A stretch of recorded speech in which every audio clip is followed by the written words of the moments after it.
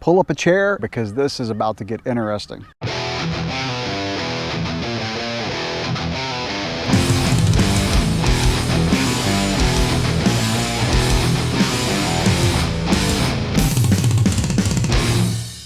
See if you can guess what these bikes have in common.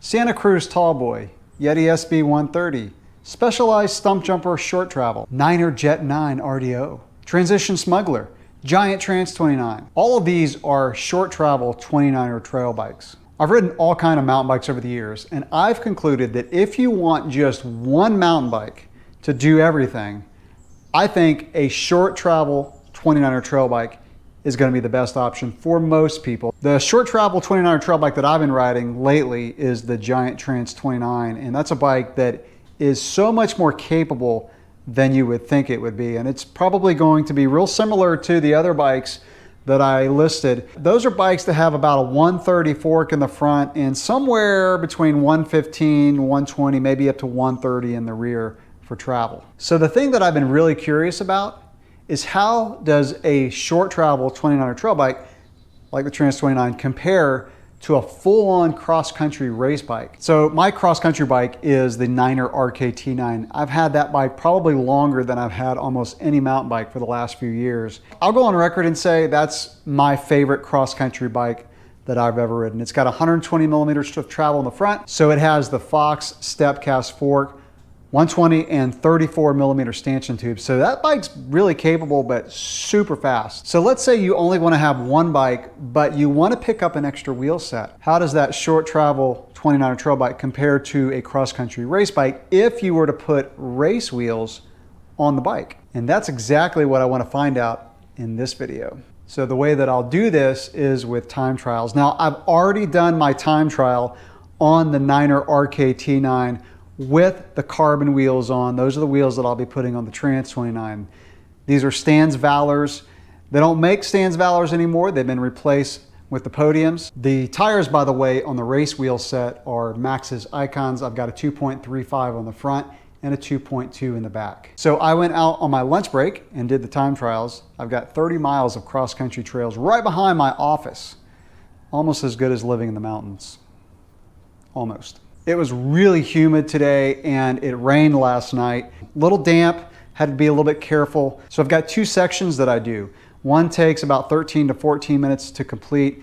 I rest for a little bit and then I do the next section, which takes about 12 to 13 minutes to complete. Both of the sections are fairly hilly, perfect for cross country. There's a lot of roots, which are probably gonna be hard to see in the GoPro video. Constantly up and down, no drops, no jumps, anything like that. So it's a really good section of trail to test for cross country time trials. I think there's about 4 things that have the potential of making the Trans 29 slower. The first is the extra suspension travel, which may make the bike a little less efficient, especially when you're getting out of the saddle and sprinting or getting out of the saddle going up a hill. The second would be the geometry. So it's got slacker angles, slacker head tube angle to make it more confident on descents.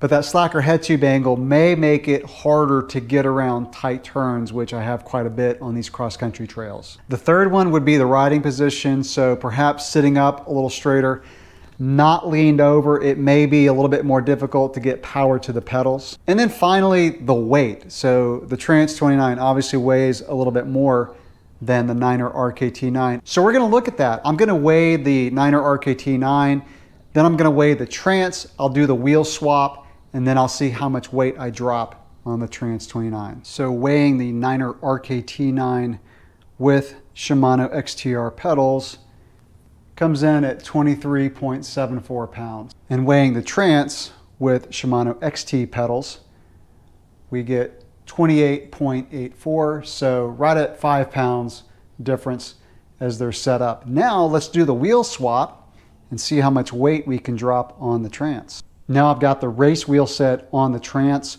I did have to change the rotor out. I had a 160 rotor on these wheels, which is what the Niner uses in the back. So I had to put the 180 rotor from this bike on the wheels. The front has a 180 on both, so that was fine. I did have to recenter the front brake. The rear brake was fine. I did not have to do any recentering, but I did have to adjust the rear derailleur. So with the race wheel set, this bike weighs 26.8 8.5, right around there. It's still trying to decide. So we dropped exactly 2 pounds off this bike by putting the race wheel set on. That's actually a little bit more than I thought, and that's rotational weight. So that's really going to help this bike accelerate, and that puts this bike as it sits now exactly 3 pounds heavier than the cross-country race bike. So I'll pick this video back up after I do the time trial, and I'll tell you what the times are. I'll talk about what my heart rate is and kind of just how I felt. I want to talk about how this bike feels with the cross-country race wheels on when you're just going full speed as fast as you can go. Is it going to be a little wonky in the handling? Is it going to feel more stable and feel better? Let's see. So the results are in. Pull up a chair because this is about to get interesting. So as I mentioned when I was recording the video earlier, I had already done the test on the RKT9. So I'm going to go over the first section. I did a 14:51. On the next day, on the Giant Trance with the race wheel set, I did a 14:35. So I was 16 seconds faster on the Trance 29 with the race wheel set. Now, I know my head was spinning too, but here's what I think happened. It was pretty humid the first day, and the trails were a little more damp the first day.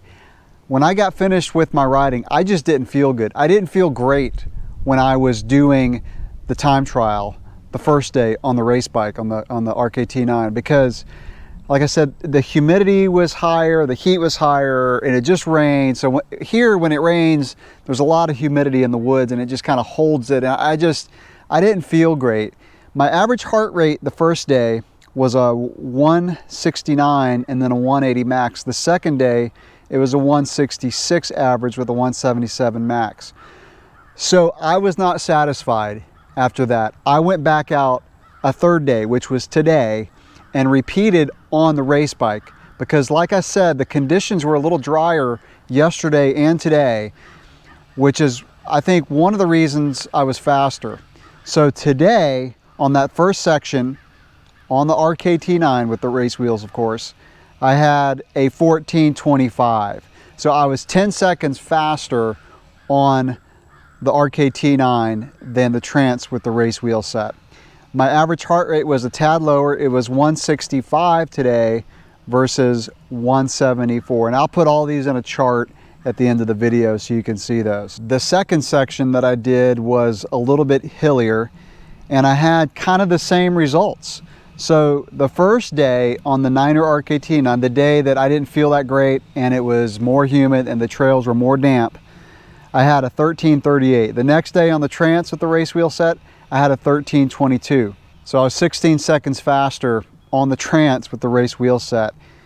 And my average heart rate the first day was 170 with a max of 181, and then 164 average the second day on the Trance with a 176 average. So like I said, I wasn't satisfied. I did the whole thing again today on the race bike with, again, about the same results. And I had my best time today on the race bike. So I had a 13:01. So today I was 37 seconds faster than I was 2 days ago on the same bike. And I was 21 seconds faster than the Trance with the race wheel set. So if you kind of equate that to a cross-country race, like the time it would take for a whole cross-country race, it's probably about 2 minutes faster on the race course with a full-on cross-country race bike. And by the way, my average heart rate today, similar results as the first section, 163 average versus 164 yesterday and 170 the day before, and a 176 max. Another reason why I think I may be getting a little bit faster each day is as I repeat the same course day after day, I feel like I was kind of getting my mojo on that course. The sections were not long enough to cause lasting fatigue for the next days. If it was an hour long, yeah, that would be an issue, but these sections, 14, 13 minutes, I felt good the next day. I didn't feel like my legs were tired, and I just felt like I was getting into that mojo. So I'll mention a few things that I learned through this. One is on the Trance 29, I felt like the corners were smoother. I could just go into the corner and hold the line better with that slacker head angle. And also the bike is stiffer, and you can notice that. So there's a 3 or 4 pound difference between the two bikes, and that stiffness is in the material of the frame and the fork, And so because of that, the bike is stiffer, and you can really notice that when you're hopping back and forth on the same bikes using the same wheels for both bikes. Just a note here regarding the dropper post. So, you know, the Trance has a dropper post. The first downhill that I didn't use it. I was like, I want to keep it the same. But then I was like, you know what? I need to use the dropper post because I want to maximize the trail bike as best I can. So I did use the dropper post. Did it make me faster? And probably not on these downhills very much, maybe a little bit, but I don't think I had a big difference, but I just wanted to mention that. Here are a few other takeaways from this. One is wheels and tires make the biggest difference in how a bike handles. That Trance 29 felt so different with a set of cross-country wheels and tires than it did with the stock wheels. Now obviously the stock wheels, which are more burly, I would choose those any day for just general riding, especially when I get up into rougher terrain. But I'm telling you, wheels make a huge difference in the way the bike feels, particularly carbon. And I've said it before in some of my other videos, I love the way the Stan's wheels ride. They're stiff laterally, but they have that vertical compliance to absorb bumps, so they're not overly harsh. All right, what else? If you're not racing at a high level, a short travel 29er trail bike, so again, all those bikes I listed at the beginning, bikes that have about 120 in the back, 130, maybe 140, like the Transition Smugglers are 140 in the front.